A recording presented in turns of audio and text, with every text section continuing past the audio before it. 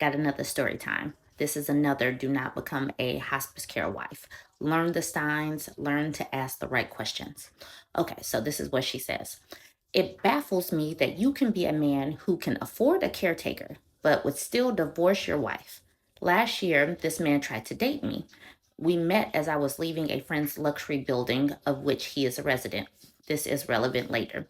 We exchanged numbers. During our first conversation, he said he was in the middle of work but wanted to reach out and schedule a date.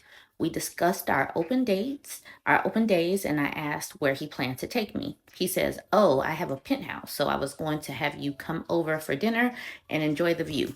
I declined the invite.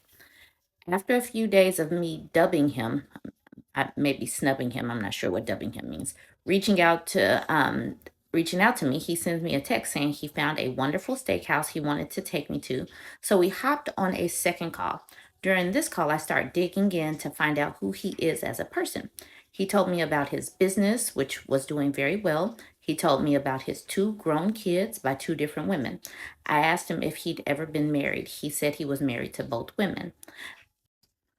I asked why the relationships faltered. He said the first wife, they were young. She wasn't ready to be a wife and mother. The second wife, he said they divorced recently, about 3 years ago, because she was diagnosed with cancer and her and their love life suffered.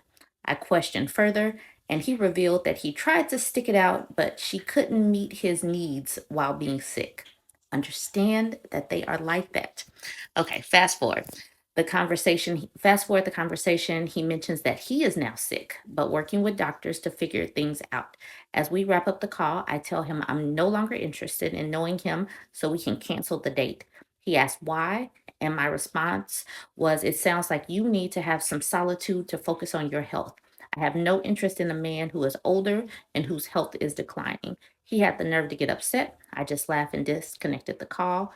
I was shocked by his audacity and his inability to see how his circumstances are a reflection of how he did his wife as well as his bad decisions. So, dude is sick and now he's looking for a nurse, but when his wife needed someone to love and support and care for her, he was out.